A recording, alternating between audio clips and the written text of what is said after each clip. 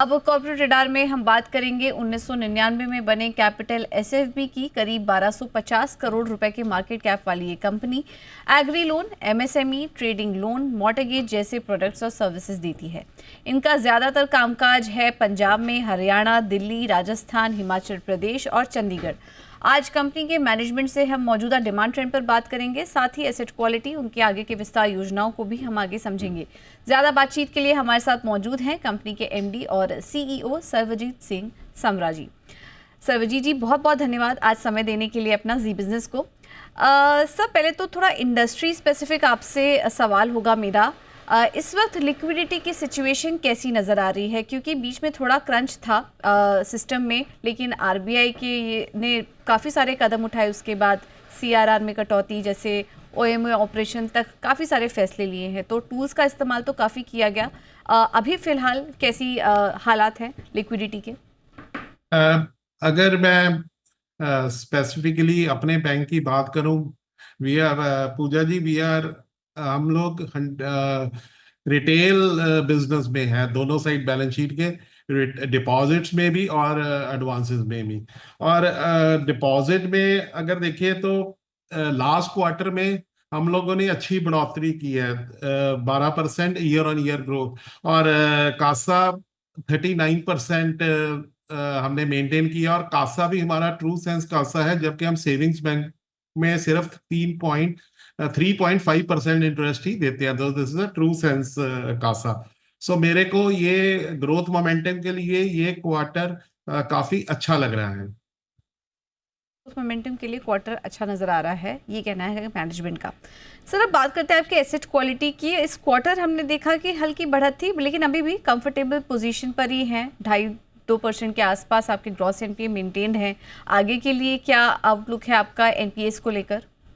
देखिए, इसमें मैं एक बात बताना चाहता हूं कि ये जो ग्रॉस एनपीएस हैं, ये एक्चुअल में है। हमने क्लींजिंग ऑफ बैलेंस शीट कभी भी नहीं की, और इसमें लगातार हम इसमें रिकवरी के बेसिस पे ये ग्रॉस एनपीएस लगातार कम हो रहे हैं। और इसी मोमेंटम से, क्योंकि हम सिक्योर्ड लैंडिंग में हैं, और हमने कभी भी एनपीएस सेल ऑफ नहीं किया। जो राइट्स ऑफ हैं वो भी बहुत ही नेग्लिजिबल हैं, यही समझिए कि कभी राइट ऑफ भी नहीं किए। सो जो हम रिकवरी और रेजोल्यूशन मैकेनिज्म अडॉप्ट करते हैं एनपीएस के लिए, और मेरे को उम्मीद है कि ये ईयर एंड पे ये हम और इसको कम कर पाएंगे। ओके। और सर, इस बार एडवांसेस ग्रोथ कैसी रही हैं कंपनी की? और ओवरऑल जो एडवांसेस और लोन बुक है आपकी, मेजर एक्सपोजर क्या अभी भी एग्रीकल्चर में रहेगा आपका, या फिर वहाँ पे आप थोड़ा बदलाव करेंगे आने वाले समय में आपके प्रोडक्ट मिक्स में और लोन मिक्स में?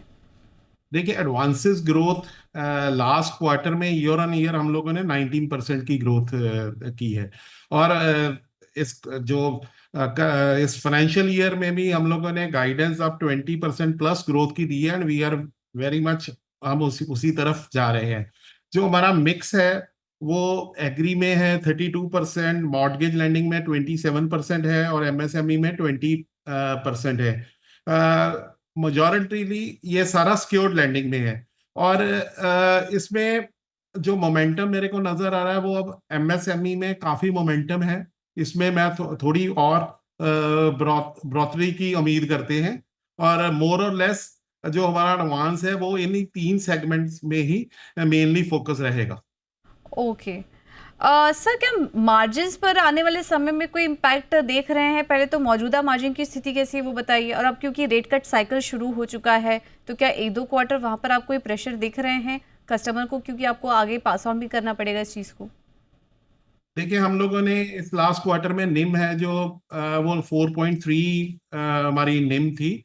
मेरे को इसमें कोई प्रेशर नजर नहीं आ रहा, बिकॉज जो देखिए जो रेट कट है ये, एक तो जो रेट कट बहुत देर से बैंकिंग इंडस्ट्री और इवन बिजनेस कम्युनिटी जो एक्सपेक्ट कर रहे थे, वो जो रेट कट अब हुआ है, आई थिंक इसका बहुत पॉजिटिव इम्पैक्ट बिजनेस पे पड़ेगा। एक तो क्रेडिट की डिमांड बढ़ेगी, और सिमिलरली जब रेट कट होता है तो वो बैलेंसिंग आउट दोनों साइड पे हो जाता है। जैसे पहले जब रेट रेट बढ़ रहे थे तो वो दोनों साइड रेट बढ़ रहे थे, तो हम लोग अपना जो मार्जिन है वो इस तरीके से अपना एएलएम प्लानिंग करते हैं कि हमारे मार्जिन्स जो वो मेंटेन्ड रहे। तो मेरे को तो रेट कट से एक पॉजिटिव मोमेंटम मेरे को नजर आ रहा है। सर, आपका जो लोन पोर्टफोलियो है वैसे तो काफ़ी डाइवर्सिफाइड है, लेकिन फिर भी 30-32% जो एक्सपोजर है आपका वो एग्रीकल्चर में आता है। समझना चाहेंगे कि इसमें क्या कुछ बदलाव करेंगे या फिर ये पूरी की पूरी बुक सिक्योर्ड है और इसी पर फोकस रहेगा आपका आगे भी? अ, पूजा जी, ऐसे है कि इस पोर्टफोलियो में कि जो ये पोर्टफोलियो इस तरीके से नजर आ रहा है, इस पे के पीछे एक हिस्ट्री है। बिकॉज हम लोग पहले लोकल एरिया बैंक थे, और शुरू में हम लोग पंजाब के 3 जिले जलंधर, कपूरथला, होशियारपुर, जब हम लोगों ने कारोबार 25 साल से पहले शुरू किया था, तो ये 3 डिस्ट्रिक्ट थे जिधर के मेन ऑक्यूपेशन लोगों का एग्रीकल्चर है। तो इसीलिए हम ये एग्रीकल्चर लोन पिछले 25 साल से ज्यादा अरसा हो गया जिससे हम लोग कर रहे हैं।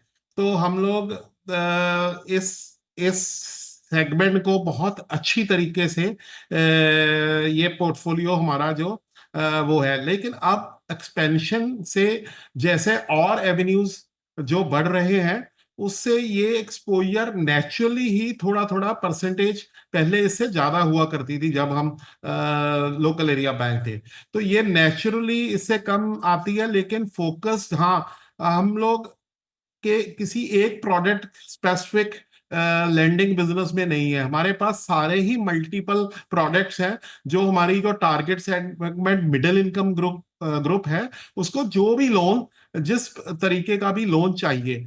तो जब अब एक्सपेंशन में हम लोग जा रहे हैं, तो जिधर डिमांड एमएसएमई की है, हमारा फोकस उस ज्योग्राफी में एमएसएमई पे रहता है।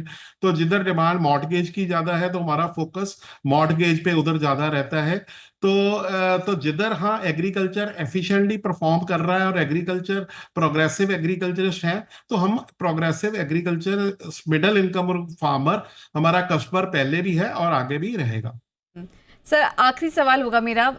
आपने पहले भी काफ़ी बार यूनिवर्सल बैंक लाइसेंस को अप्लाई करने को बात कही है, उसको लेकर क्या अपडेट है सर? कैसे उस तरफ आप प्रोग्रेस कर रहे हैं? देखिए पूजा जी, ऐसे है कि जो यूनिवर्सल बैंक लाइसेंस के लिए जो रिजर्व बैंक ने क्राइटेरिया बनाया है, वो सारे के सारे क्राइटेरिया हम फुलफिल करते हैं, other than the net NPA.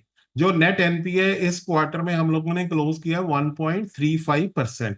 So moving towards that 1% और less than 1% of net NPA, वो हम प्रोग्रेस उस तरफ को कर रहे हैं। सो मेरे को पूरी उम्मीद है कि आने वाले 12 से 15 महीनों में हम ये जो एक टिक बॉक्स रहता है, इसको भी हम टिक कर पाएंगे।